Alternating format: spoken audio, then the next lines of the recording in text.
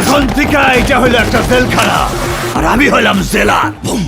ঢালিউডের সবচেয়ে বড় তারকা সাকিব খান, আর প্রতি ঈদেই তার সিনেমা মানে দর্শকের বাড়তি আগ্রহ।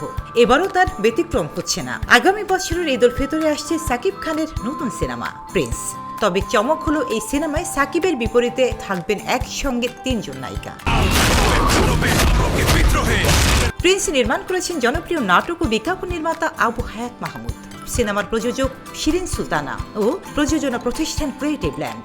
বডিতে ব্যাকটেরিয়া পুশ করতে হয়, তেমনি আপনাদের মতো শয়তানদের শায়েস্তা করতে একটু শয়তানি করতে হয়। গল্প নিয়ে নির্মাতা জানিয়েছেন, এই ছবির মূল পটভূমি 90 দশকের ঢাকা শহর। তখনকার আন্ডারওয়ার্ল্ড, ক্রাইম, গ্যাং কালচার, প্রেম আর আবেগ সবকিছু নিয়েই সিনেমাটি এগোবে। মানে দর্শকের জন্য থাকছে অ্যাকশন, লাভ, ইমোশন সবকিছুর মিশ্রণ। সিনেমাটির গল্প লিখেছেন মেজবাহ উদ্দিন সুমন, আর চিত্রনাট্য করেছেন তিনি এবং জনপ্রিয় লেখক মোহাম্মদ নাজিম উদ্দিন। প্রি প্রোডাকশনের কাজ ইতিমধ্যেই শুরু হয়েছে। প্রযোজক ও নির্মাতার ভাষায় দেশের ভেতর ও বাইরের একাধিক টিম এখন একসঙ্গে কাজ করছে, যাতে সিনেমাটি দর্শক নন্দিত হয় এবং আন্তর্জাতিক মান বজায় রাখা যায়।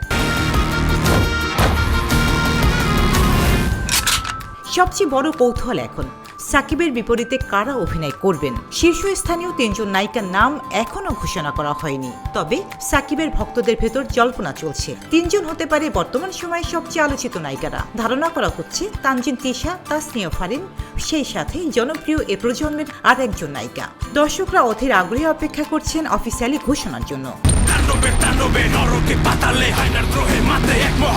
উল্লেখ্য, আগামী নভেম্বর থেকে শুটিং শুরু হওয়ার পরিকল্পনা রয়েছে। পুরো সিনেমাটি ঢাকার ভিতরেই নয়, দেশের বাইরে কিছু বিশেষ লোকেশনে শুটিং এর সম্ভাবনাও রয়েছে। ঢাকায় সিনেমার রাজপুত্র সাকিব খানকে যখন 90 দশকের আন্ডারওয়ার্ল্ড ঘিরে তৈরি অ্যাকশন ধর্মী গল্পে দেখা যাবে, আর তার সঙ্গে থাকবেন একসঙ্গে 3 জন নায়িকা, তখন ছবিটি কেমন হিট হবে বলে আপনি মনে করেন?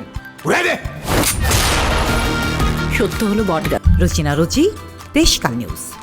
গল্পে টুইস্ট লাগবে না, নাহলে প্রবলেম বড় হয়ে যাবে তো।